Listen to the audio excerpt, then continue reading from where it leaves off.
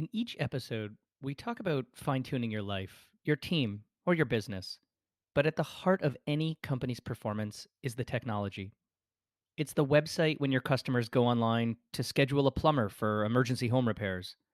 It's the behind the scenes system that schedules and tracks your company's deliveries to key suppliers.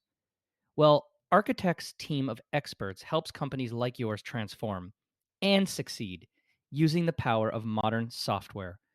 In fact, Microsoft just gave them a prestigious Global Partner of the Year award. And that says something. Reach out to them at architect.ca to hear what they've built for companies just like yours. That's ARCHITECH.ca.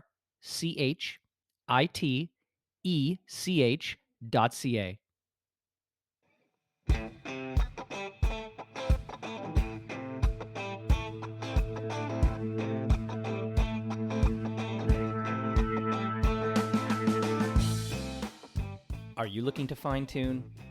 Whether for your business, your job, your team, or yourself. In each episode, we will be discussing different ideas and opinions using real world examples to help you see opportunities, innovate, and succeed.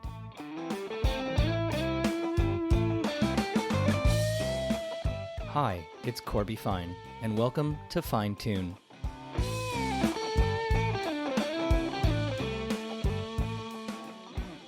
With me today for my podcast, I have a really interesting individual, a gentleman by the name of Kevin Edwards, who many of you may not know, many of you may know, but he is currently the CEO of SkipTheDishes, which is one of Canada's ultimate technology success stories in terms of its roots being in a smaller city in the middle of the country. And when I say middle of the country, I actually mean middle of North America. We'll talk about that. Winnipeg. It's a story that goes in my family.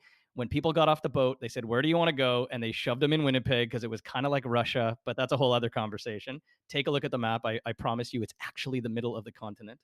And really coming from a background of marketer, living around the world, having all this international exposure, landing in Winnipeg, Manitoba, running a Canadian technology success story. And I had the pleasure of meeting him in a green room at a conference where we had no idea who the other person was.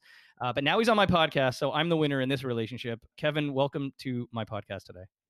Hey, thank you so much. I'd actually like to hear more about you and your story about how your family got to Winnipeg. That's really interesting. The immigration people in the 1930s, just send me somewhere that's kind of like where I came from. And they said, well, where's that? And you say, well, it's sort of like kind of Siberia, cold Yeah. Russia, Poland. They're like, we have the perfect place, Winnipeg, Manitoba. Well, I got here a little bit differently than that, but it is still all that. It is definitely a center of North America. It's got amazing history here and deep root in commerce. So, Well, maybe by the end of this, I'll tell you the meal I had there that I have never ever had again. But that's for later.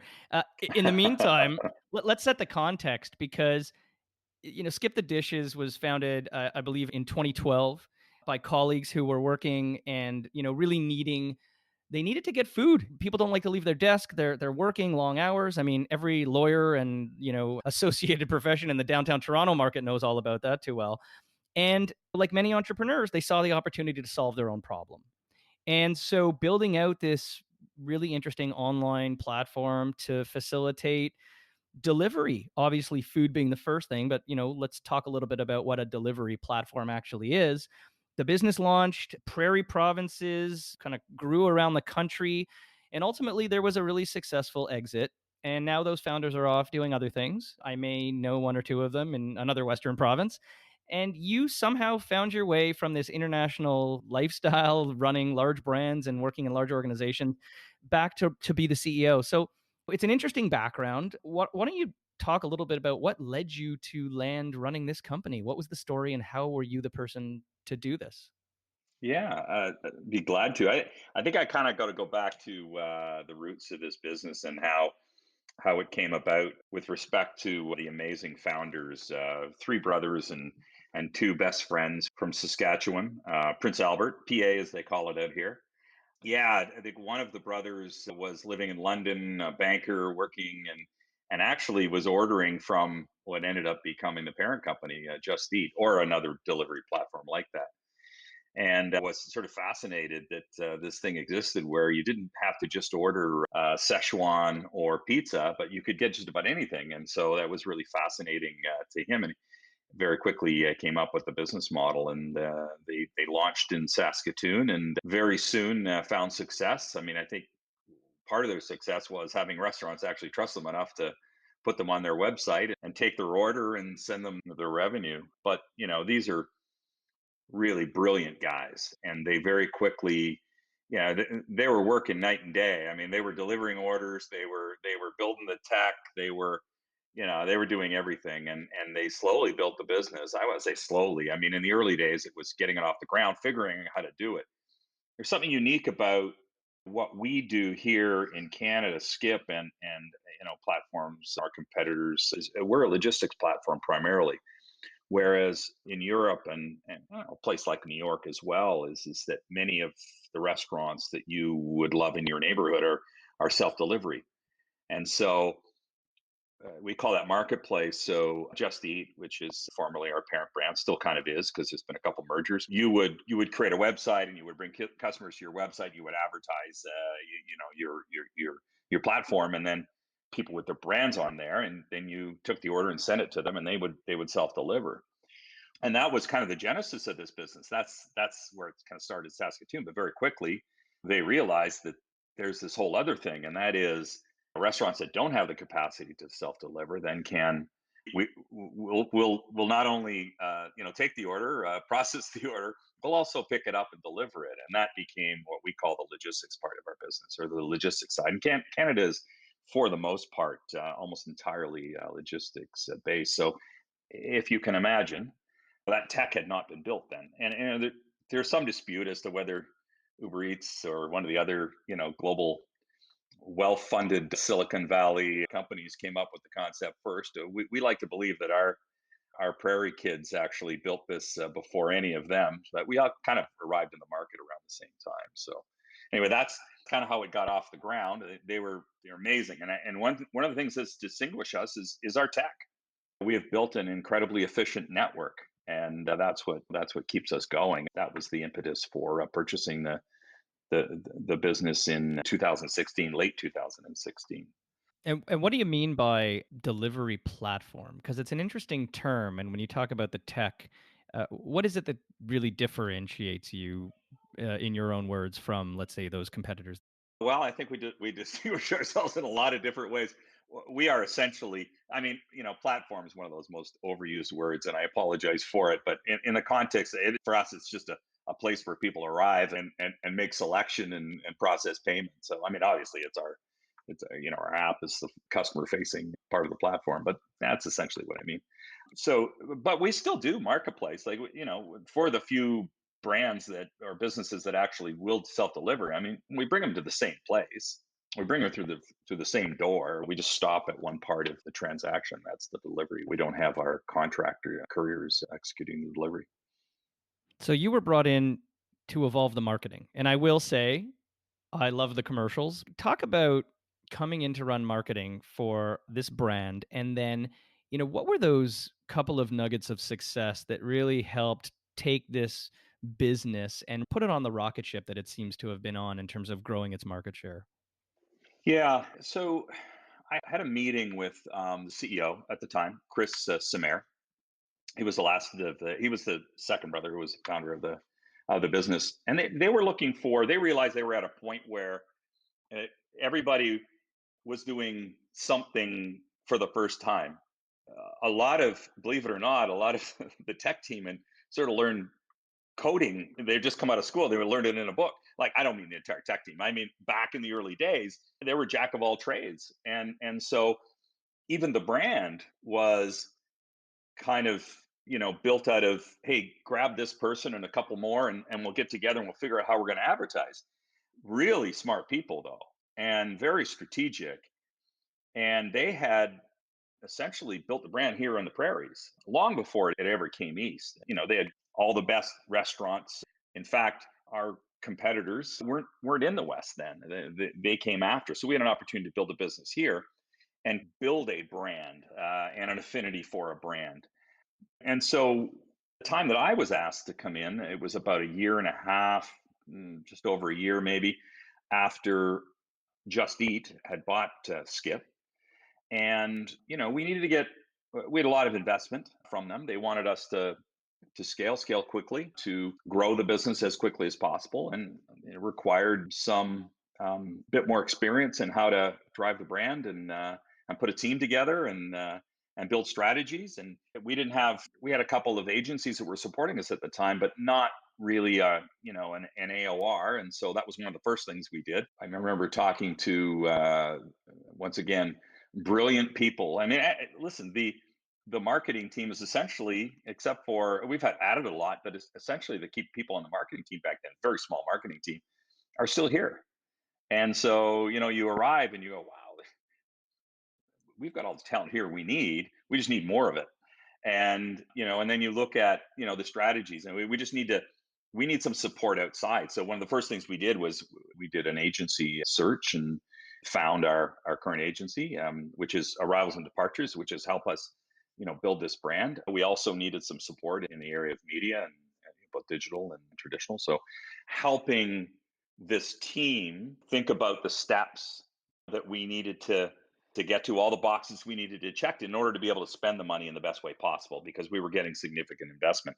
And I said to our the CEO at the time, Chris Samara, he asked me about budget, and I said, I work for brands that are high growth, and I've worked for brands where every year you're taking 3-4% off of your marketing budget. I said, it's easy to spend a lot of money, to be perfectly honest with you. It's much harder to spend a budget that's declining. And so I think coming with that skill set, I mean, I came from office products, right? At one point, and office products, every year you're trying to rationalize a smaller budget. So I said that, that kind of helped me be very concerned about cost and the best ROI and placing our bets in the right way. And that was experience. I know this is a podcast, but anybody see me would know that I have years of experience just by my gray hair. So I was gonna say the way you described coming in put you into that bucket already. So good job. Um, so an interesting point there, though. You talk about the small market and the fact that people who were there on day one are still there. Has the small market been advantageous in some regards? Has it been a challenge in some regards? How would you say operating a fast growing, scale up, digital oriented business in a small market? What's been the good and the bad? yeah, a great question. People ask me about Winnipeg all the time, and I will say that, first of all, the talent was here, not just when I joined and I was leading marketing, but in all aspects of it. When I got here, I think we were 1,100 people. Well, maybe less than 1,000. We're 2,500 people now, and the vast majority of them are here in Winnipeg. We have a large ops organization that's here, but our engineers, our marketing teams, our sales and partnerships people are all here. Now, is it difficult to recruit to Winnipeg? It's much less so now, I can tell you. Skip is a place that people want to join, and we're very proud of that. But we're also open to bring on talent from other cities where it exists. But the one thing that I wasn't so much concerned about it, but I wanted to point out to everybody is that I don't think this business would be where it is today if it were built anywhere else. Whether it was built in Saskatoon, ultimately they stayed there, or when they came to Winnipeg, the people here, the prairie folk, the young people that built this business, there's just a certain, commitment and head down and loyalty, and we're not going to give up until we're successful. That really is what characterized this team from the first 10, when they doubled their team to 10. And then, the first 50 to 100 are what I call the OGs, like they are amazing people who are committed and are still committed. Many of them are still here, and we're proud of that, even though our founders have moved on and they're doing more exciting things. But it's just a certain quality of the people here. I really admire them, and it's not to suggest you couldn't do this in Toronto. I just think there's more distraction, So people may be looking over your shoulder for the next career move here, and I'm not saying there's not choice here, because there's lots of choice here, but it's just a certain quality that there's just a little bit less less distraction. So to dig into something like Skip was really interesting for them. Yeah, the word I often hear when discussing the prairie culture is grit, and it really I think comes from a lot of the legacy industries of the area, right? From natural resources, a lot of farming, a lot of lumber, the railway, which essentially built the connection through the east to the west. It's not that dissimilar from a lot of the Midwest in the U.S. as well. So it's a good word, and I assume then that having that talent pool and that commitment really helped make it an easier transition for you going from running marketing to actually being the CEO of the business. What are some of the challenges though that other people who are in marketing functions and trying to maybe parlay that into a more generalist or operational function might see? What are some of the learnings that you had in really shifting and I think going back in your career really to the first time as a full-fledged CEO of a fairly substantial organization? There's no question. I was given the role rather. I mean, when I was brought on with some purpose. There were some really important things we need to do around marketing and brand and strategy, with an eye that at some point, our CEO will want to do other things. They have a pure startup mentality. They want to grind and create, and so the timing was unexpected more than anything. And our CEO chose to step back. I stepped into a role. I'd only been here for, I don't know, 6 months. So a lot of people are going, they didn't even know who I was. This is a big team, and we're all in different buildings here in Winnipeg. They had to kind of cobble together a campus. So yeah, it was. I'd been there long enough to kind of figure out what we needed to do, and more of it was just about bringing teams together. You know, creating a more collaborative, not only senior leadership team, but across all levels. It's not to suggest that people were working at cross purposes. It's just they grew so fast that they hadn't done the work to bring the organization together in a very collaborative, you know, even just the cadence of when we check in and communicate with one another, being responsible and accountable for educating other teams and presenting ideas for feedback. Just it wasn't done because you're just moving so fast. And so I think I'm certainly atypical. I without a doubt this was my at my age was my first big CEO president role, no question about it. And I don't know how to code, so that was I used also to, but that's been many, yeah. many, many years. I'm putting myself into your bracket now. Watch out. Listen, right place, right Yeah, time, no, right absolutely. right person, and all those things have to align. Which brings me to another point, and maybe we'll shift focus a little bit. I'm a firm believer that every digital business and every business trying to become digital is truly taking advantage of the natural shift of consumer behavior. Right? Hmm. We're all on this path for as much as we can do on our own via an app or a website. Nobody wakes up in the morning and says, I want to be on hold with a call center for 47 minutes to fix a problem, to order something, to pay a bill. And so there's this natural transition of consumer behavior. It is what it is. It's global, it's ubiquitous. Obviously, the pandemic and other things are further escalating that. But when you think about on demand digital services, whether it's content and entertainment and education, or having a meal delivered to you.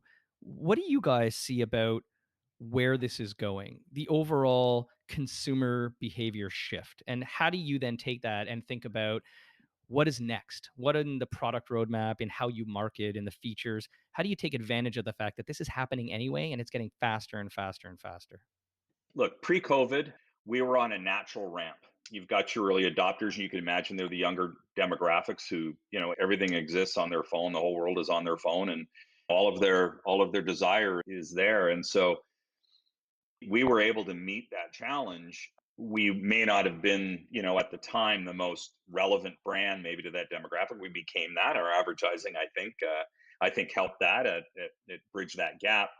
The single most important thing I think for us was assortment, right? And so we prided ourselves on having the best assortment, and then we thought the best tech, and everybody just keeps leapfrogging each other with product features and so on and so forth. I think COVID probably moved this industry ahead a couple of years. We would have arrived at the place we are this year in a couple of years. And primarily because it has forced, obviously a very bad way. I mean, when I say that, I know there's no one at our company who, and we are proud of that we built this business and we're able to take on the challenge that COVID presented and the opportunity that COVID presented. But it certainly isn't the way that we would have hoped we arrived there. And so we were we're proud and we were up to the challenges. Very challenging days in the very beginning, but what COVID has done, as I think is it more than anything for our industry, it has opened up the opportunity to engage with different audiences, with perhaps older demographics, families. Occasions have grown. Obviously, basket size has grown, and those were all things that we were going to work on as we grew the business. I mean, you have to be able to scale in a responsible way and to be able to handle it from a customer service perspective, and certainly your platform has to be able to handle the new volume. But we just we had to deal with that inside of a couple of weeks, where we would have probably planned for that over a year. But in terms of consumer, being able to meet the promise every day when people need you most, that certainly adds value to the brand.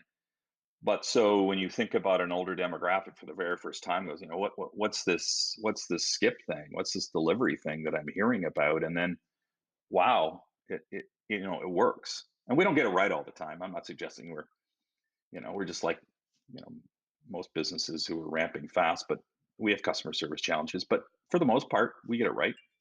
Do you want to disclose your NPS number? I'd rather not. Okay.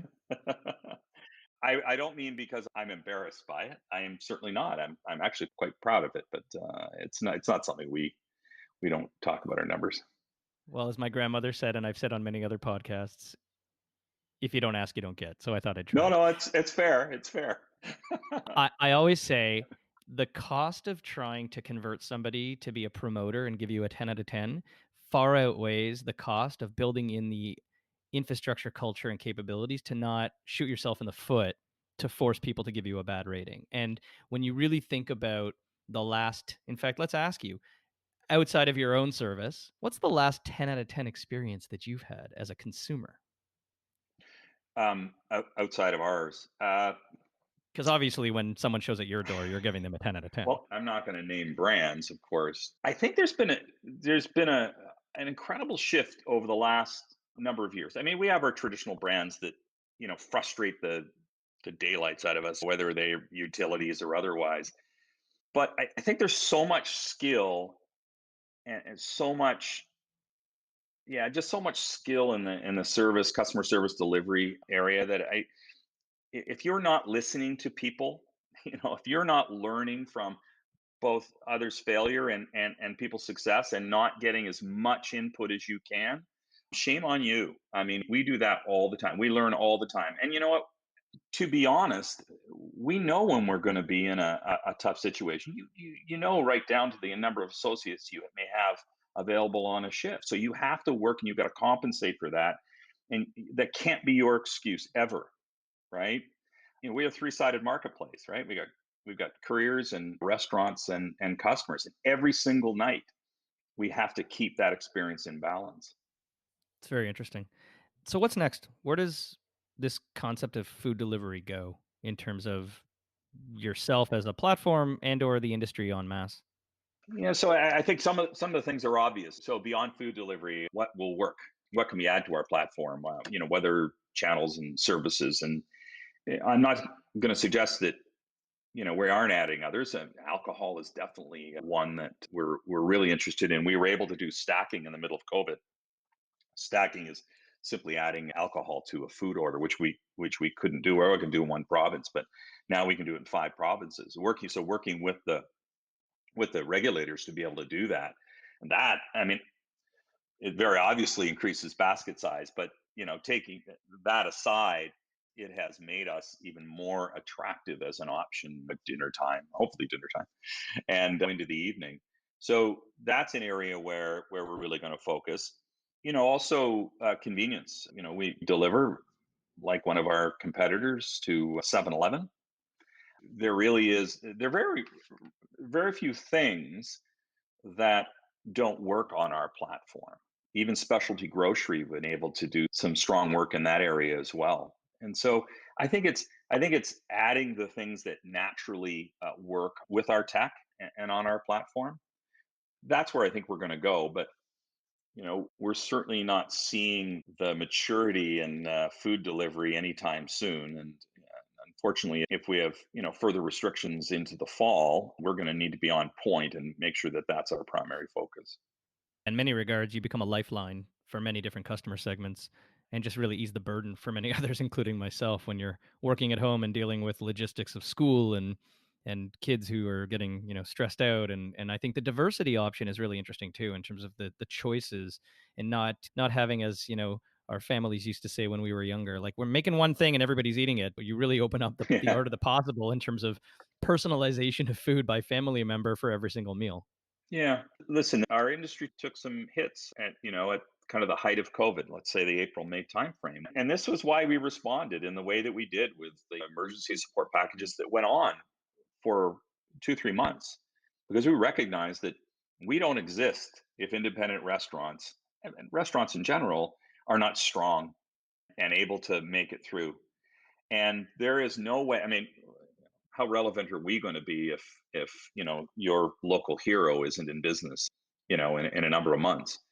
And so, yeah, we felt for sure an obligation. We felt a responsibility. We developed and launched contactless delivery very, very quickly. I would say at the very beginning of COVID, I know we don't focus entirely on COVID here, but it's been such a unique year. Everyone would assume that we benefited, and we benefited in the sense that we brought more customers into the delivery experience. But we didn't know at the very beginning. I remember I was coming back from vacation in March, much like a few of our leadership team, and we didn't know where this was going to start or end, and we had to make a decision to send 2,500 people home. Actually, at that time, probably about 2,100 in about 45 minutes, because that was about 2 o'clock in the afternoon when we had this conversation. We're getting all the data. This was the Friday before. We had to send all these people home, and we had to operate the business that night without missing a beat. We were able to do it, thankfully. And within 72 hours, we had all of our people working from home. And we have been running this business from our homes since then. And it's remarkable. Now, am I concerned that, at some point we need to get back into offices and be talking to one another? Because I think that's where innovation happens. I think innovation happens face to face. But we're really proud of that. And I wouldn't call us an essential service, but I think we did serve an important purpose during that time. I remember, I think it was the Mayor Tory, and I'll forever be thankful. But I think at a time when we didn't know if we were going to be allowed to keep going, I think it was him or one of the other mayors who said, "Listen, stay home and order your food delivered." And they didn't call us out specifically, but that was the point. And that's when people kind of went, okay. And that's when contactless delivery and some of the other safety measures became important. So outside of the short-term potential continued challenges of COVID, when you think about other threats to the business and the industry en masse, what keeps you up at night? What do you think about? Is it your competitors? Is it new entrants? The banks are worried about the big tech companies, and telcos are worried about MVNOs coming over the top, and everybody's got something they worry about. What worries you? Well, certainly, competitors always should always worry you. You should always be paying attention. You should always be thinking one or two steps ahead. And we're Canadian, although we're owned by global business out of Amsterdam now, but we still operate in Canada. All of our infrastructure is here, all of our people are here, all of our employees are here. We're a Canadian brand, and we face incredible competition. But we do have about 51, 52% of the market share here in Canada. So we're very proud of that. And I wouldn't say it's tough. I'd say it's a challenge every day to make sure that we are able to maintain it, remain relevant. We've just launched our Skip Rewards loyalty program. And we're excited. Like, no fee. It's the easiest loyalty program to join. One of the things that we did know, we got lots of insights coming off of COVID, but almost 95% of people on our platform told us that they would just order more if they were incentivized. I mean, wow, imagine that. And so We just launched the easiest program we could imagine as consumers ourselves, right? So just order more and receive benefit. You know, we run our business a little bit differently. We have no hidden service fees. We have free delivery is shared and by both the restaurants and ourselves. What you see on our app in terms of your cost is all you pay. We just go to market a little bit differently than everybody else. And that's obviously what motivated us to launch a rewards program was no subscription.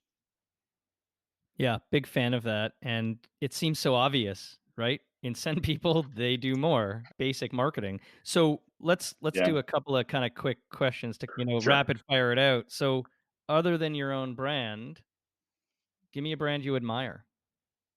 Yeah, that's a really good question. So I love Lulu. I just always have. I love because quality of the product. I think the customer service experience is the best, both in store and online.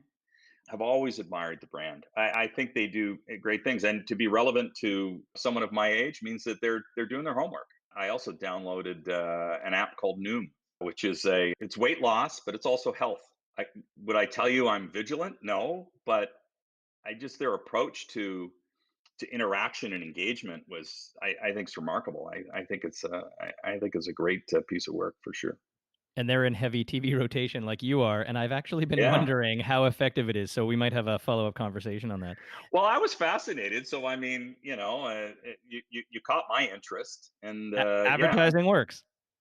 I hope it does. I hope every time somebody sees John Hamm that their love for him, translates to us. So So on that, brand versus performance marketing.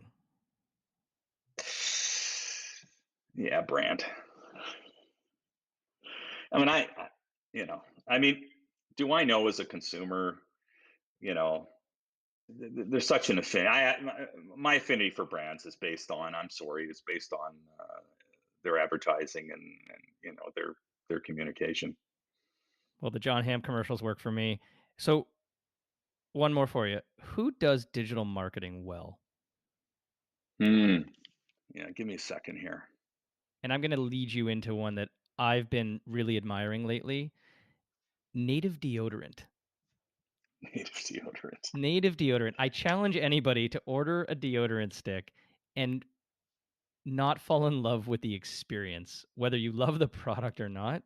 The kitschiness in the newsletters and the way they write their confirmation emails to you, the simplicity and the cross sell and upsell. I literally had two $12 items in a cart, and it automatically recommended that I should buy the 3 pack for $10 each at $30, and it literally showed me the benefit as opposed to just being some sort of, always on kind of campaign. And I really fell in love with it. And not only that, but the product actually works pretty well. So there you go. I would say Belroy. I got a closet full of it, and so they always seem to hit me at the right time. I probably have three colors of the same on three or four different products. I think they do an amazing job. You know what really did it for me was sure they're hitting me at the right time. Their content is so relevant. I think maybe that's my ideal. But in the beginning, when nobody knew who they were and I couldn't figure out why I was getting these messages, it was their video. It was, this is how the product works. This is, it was so simple. It was like, explaining why I needed it when I didn't even know that I needed it, and it was amazing. And they got a guy, or they found a guy who was, rather specific about what he packs on a trip, and they spoke right to me. It's almost as if they knew I was, yeah, had a bit of ADD, or not ADD, OCD rather. I Somewhere got there's both. a medical database targeting you somewhere. I know. I got both. No, no. I love that brand. And interesting. So they're out of Australia originally.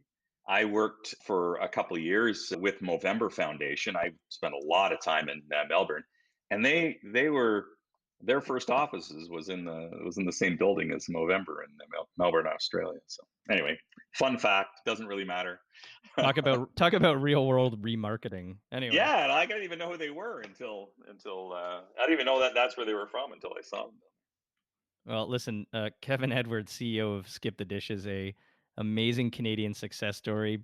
Born and bred in the prairies, the business, not you, and recruiting really ultimately international talent, as well as I'm surprised 2,500 talented individuals to really grow this Canadian success story. I had no idea you had that many people, and so kudos to you for not only building a great team and a great platform and product, but really helping grow an industry. And I know I'm a user.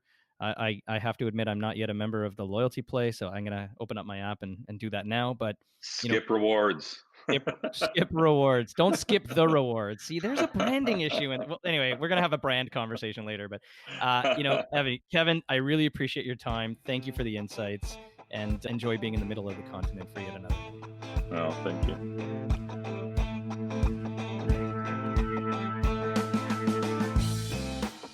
You've been listening to Fine Tune. If you haven't done so already, please subscribe to the show wherever you get your podcasts. You can connect with me on Twitter at CFine, through LinkedIn at CorbyFine, or visit my website, corbyfine.com. Fine Tune is produced by me, Corby Fine. Thanks for listening.